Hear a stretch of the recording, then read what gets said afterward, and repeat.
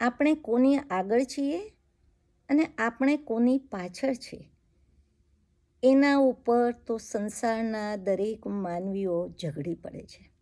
2-3 વર્ષનું બાળક માની પાછળ દોડતું દોડતું ચાલતું હોય છે,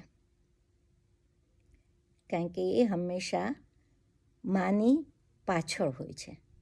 પણ જ્યારે ઘડપણ આવે છે ત્યારે યુવાન છોકરો શું કહે છે કે મમ્મી તું શાંતિથી આવ, હું આગળ જાઉં છું. એટલે યુવાન છોકરો આગળ થાય છે અને માં જે આગળ હતી એ ધીરે ધીરે પાછળ જતી જાય છે. એ સૂચવે છે આપણને કે તમે એક વખત આગળ હશો તો ગમે ત્યારે પાછળ થવાના છો, અને જો પાછળ હશો તો ગમે ત્યારે આગળ થવાના છે.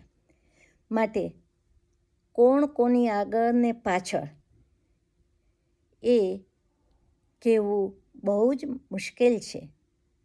અને એટલા માટે અશોકભાઈના મંતવ્ય પ્રમાણે આગળ હોવાની ખુશી ન રાખો અને પાછળ રહેવાનો અફસોસ ન રાખો.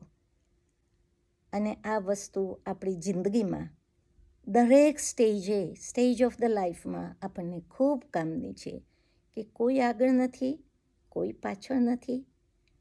એક વખત આગળ હશો તો પછી પાછળ થવાના જ છો. માટે સાચવીને જીવો. જય શ્રી કૃષ્ણ. Thank you.